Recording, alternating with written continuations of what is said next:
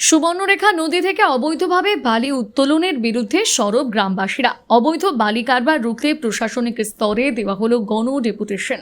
দিনের পর দিন অবৈধভাবে সুবর্ণরেখার বালি পাচার, নদী স্রোতে বছরের পর বছর মেশিন দিয়ে বালি উত্তোলনের ফলে নদী গর্ভে তৈরি হয়েছে অগভীর গর্ত।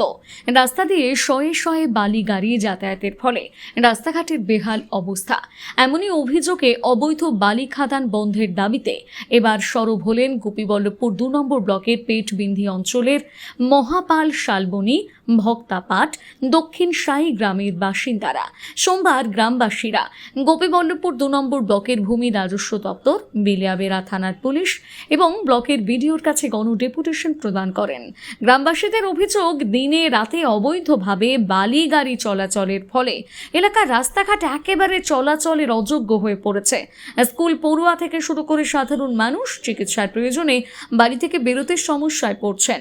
অপরদিকে সুবর্ণরেখা নদীর স্রোতে বছরের পর বছর মেশিন দিয়ে বালি তোলায় নদী গর্ভে তৈরি হয়েছে মারাত্মক গর্ত। এমনটি অভিযোগ, প্রভাবিত হচ্ছে নদীর স্রোত।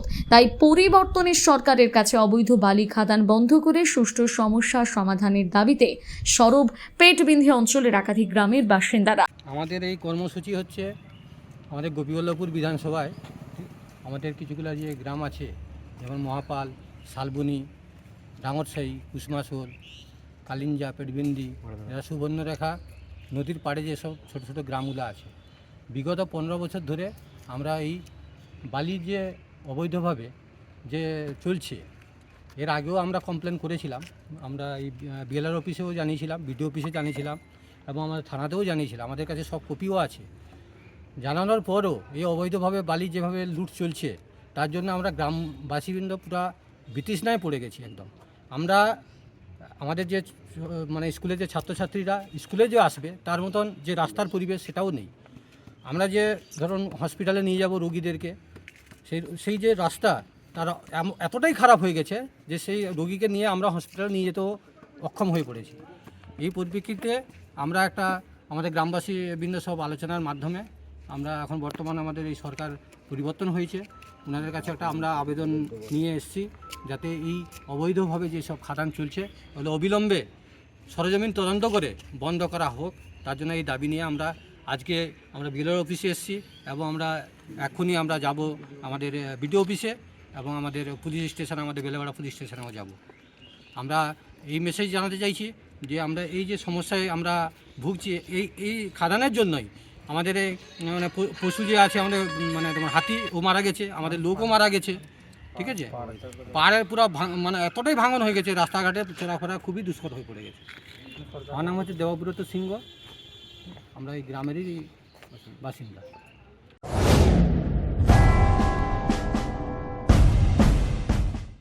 আপনার উজ্জ্বল ভবিষ্যতের লক্ষ্যে এক নির্ভরযোগ্য পদক্ষেপ মেদিনীপুর ইনস্টিটিউট অফ টেকনোলজি।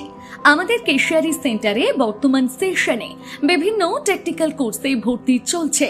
আমাদের এখানে রয়েছে fitter, electrician, automobile engineering, computer hardware এবং এসি ফ্রিজ রিপেয়ারিং সহ আরও অনেক কর্মমুখী কোর্স। ন্যূনতম 8ম শ্রেণী, মাধ্যমিক বা উচ্চ মাধ্যমিক পাস ছাত্রছাত্রীরা আজই যোগাযোগ করুন।